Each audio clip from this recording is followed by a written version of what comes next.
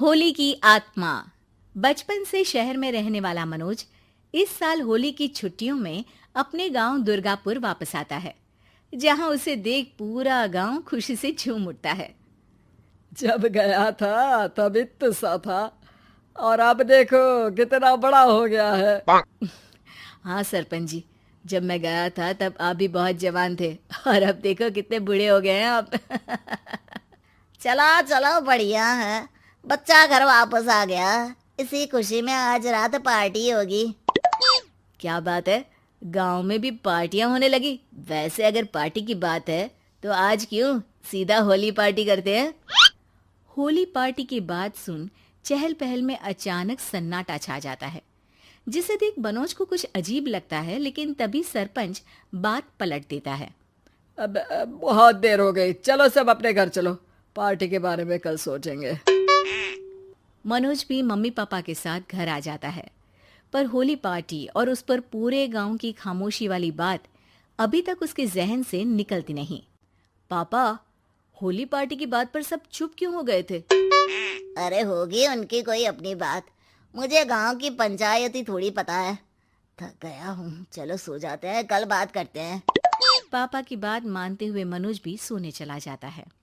आज तो छुपा लिया, लेकिन हफ्ते बाद जब होली का दिन आएगा तब इसे कैसे रोकोगे? अगली सुबह सूरज के साथ ही मनोज भी गांव घूमने निकल जाता है, जिस पर रास्ते में उसे अपनी ही उम्र के कुछ लड़के भी मिलते हैं, जिनसे दोस्ती कर अब वो उनके साथ घूमने लगता है। इसी तरह कुछ दिन बीत जाते हैं और होली नजदीक आने लगती है। दोस्तों, होली में 4 दिन ही बचे हैं, पर गांव में उसकी कोई तैयारियां क्यों नहीं दिख रही? क्योंकि यहाँ होली नहीं मनाई जाती। अरे पर ऐसा क्यों? वो राजा भूषण। अरे तुम 4 दिन के लिए आए हो, क्या इतना सोच रहे हो? चलो कुछ खाने चलते हैं। इसी के साथ एक बार फिर होली की बात को टलते हुए देख मनोज को शक होने लगता है। वो घर पहुंचते ही इंटरनेट पर अपने गांव और राजा भूषण के बारे में जानकारी निकालने लगता है। क्या? मुझे आज तक ये नहीं पता था। ऐसा कैसे? किसी ने मुझे कुछ बताया क्यों नहीं? सारी जानकारी लेने के बाद मनोज गांव वालों या अपने मम्मी पापा से कुछ पूछे बिना खुद ही उसकी सच्चाई के बारे में छानबीन करने लगता है, जिसके चलते वो राजा भूषण की हवेली में पहुंचता है। वाह, क्या हवेली है यार। पर क्या यहाँ सच में कोई भूत है? हेलो भूत जी, कोई है क्या? हम इस साल गांव में होली सेलिब्रेट कर रहे हैं, क्या आप उस पर थोड़ा इंटरव्यू देंगे? मनोज के ऐसा बोलते ही गांव में तूफान उठ जाता है और हवेली में रखी सारी चीजें हिलने लगती है। एक अदृश्य शक्ति मनोज को धक्का देकर हवेली से बाहर निकाल दरवाजा बंद कर लेती है। ये सब देख मनोज हैरान रह जाता है। क्या अभी मुझे हवा ने धक्का देकर बाहर निकाल दिया? मेरे होते हुए इस गांव में कभी होली नहीं मन सकती, इसलिए दोबारा ऐसी कोशिश भी मत करना, अंजाम बुरा होगा। आवाज सुन मनोज हैरानी से इधर उधर देखने लगता है, पर उसे कोई दिखाई नहीं देता। वो गांव वापस आ जाता है, जहां तूफान की वजह से सब कुछ तहस महस हो चुका होता है। आखिर ये तूफान आया कैसे?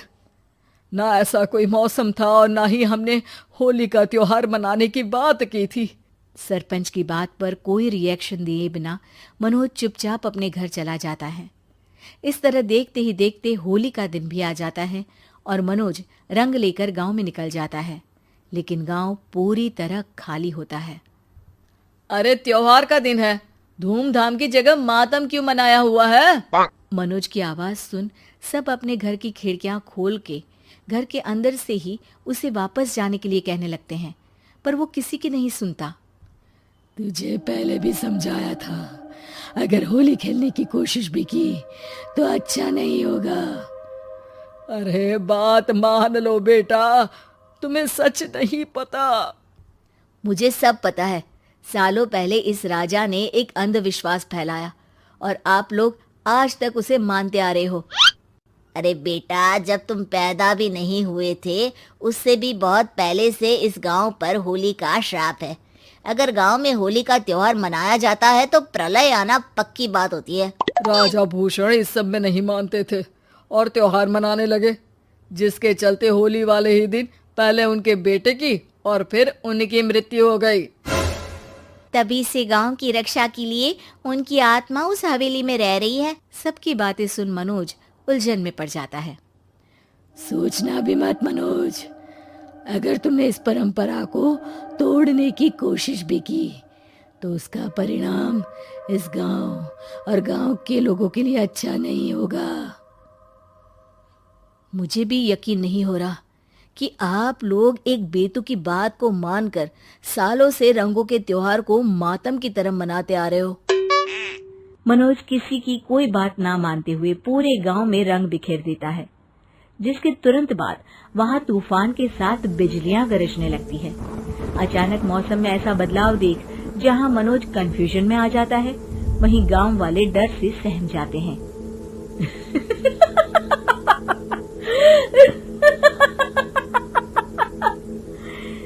इस लड़के ने हमारे जैसे सिर्फ अपने स्वार्थ के लिए नहीं बल्कि पूरे गांव की खुशियों के लिए यहाँ होली मनाई है, जिस वजह से अब इस गांव पर होली का श्राप टूटता है।